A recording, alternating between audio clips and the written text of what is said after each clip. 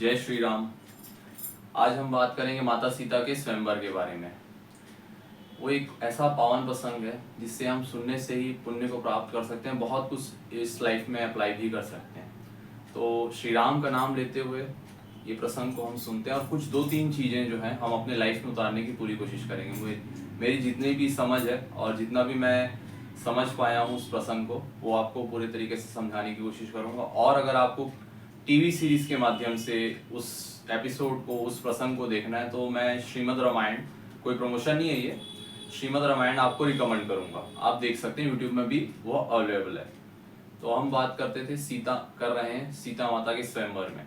सबसे पहले सीता माता का स्वयंवर किस चीज से निर्धारित होना था, उनका वर किस चीज से निर्धारित होना था? वो था शिव जी का धनुष बिनाक, जो भगवान परशुराम ने मिथिला नरेश को भेंट स्वरूप दिया था। और वह धनुष बिनाक जो है वो पूरी मिथिला का रक्षा करते आया हुआ था, और वो इतना भारी था कि पूरी सेना भी जो है उसको तनिक मात्र भी हिला नहीं पाती थी।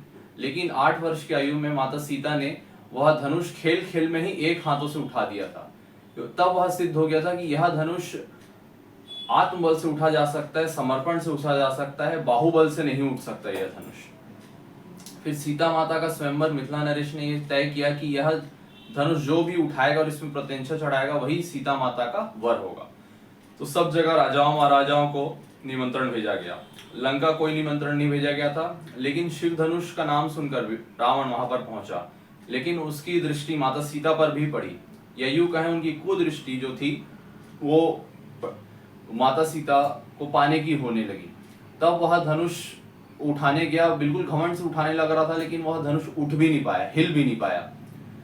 तो वह अहंकार में चूर वापस लंका लौट चुका था। तब वह धनुष जो है सिर्फ पूजा करके स्वयंवर में ले जाने की स्थिति में था।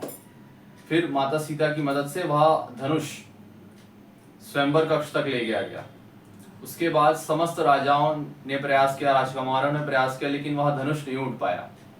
और वहीं इस प्रसंग के बीच श्री राम और लक्ष्मण जी गुरु विश्वामित्र जी के साथ उनके यज्ञ और अन्य व्यवस्थाओं में व्यस्त थे। वहां पर कुछ ऐसा होता है कि गुरु विश्वामित्र इसलिए इंतजार कर रहे थे ताकि श्री राम भगवान जब वहां पहुंचे तब सारे लोग ऑलरेडी गिव अप कर चुके हों, और जब श्री राम भगवान वहां धनुष उठाएं तो वो सिद्ध हो जाए कि इस समय वह सर्वश्रेष्ठ मनुष्य इस सृष्टि पर विराजमान है, और वह पूर्ण अवतार है श्री हरि विष्णु के।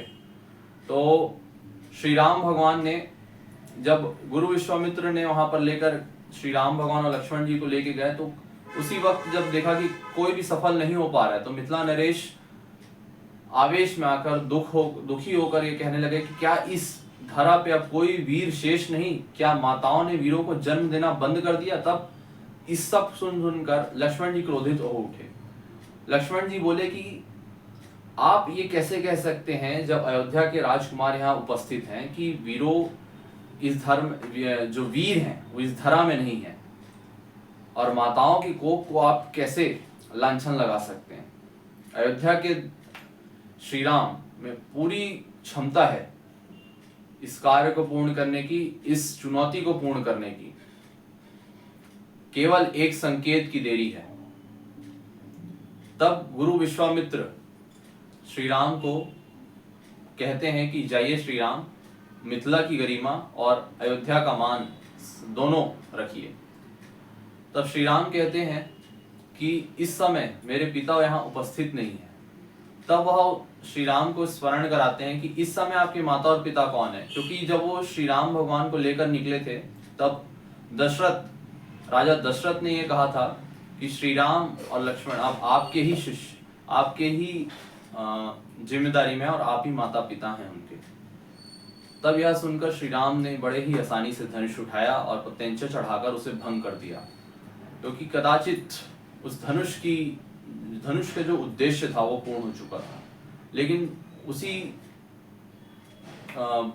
गर्जना से जैसी धनुष भंग हुआ तो भगवान श्री परशुराम वहां पर पहुंचते हैं और कहते हैं कि इस धनुष को भंग करने वाले ने अपराध किया है।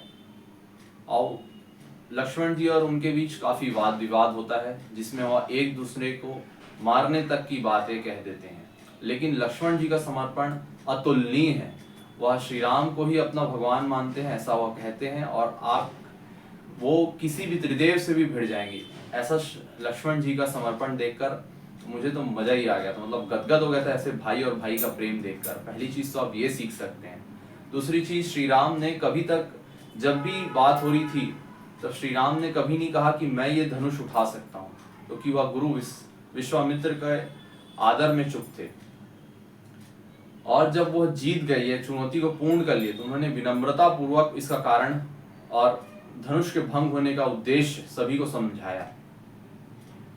और जब यही बात उन्होंने भगवान श्री परशुराम को समझाना चाहिए, तब अगर वो उन्होंने जो चुनौती दी, वो एक चुनौती ये लेकर आए कि भगवान विष्णु का सारंग धनुष अगर तुम इतने बलशाली है तो उठा के इसमें प्रत्यंचा चढ़ा के बताओ।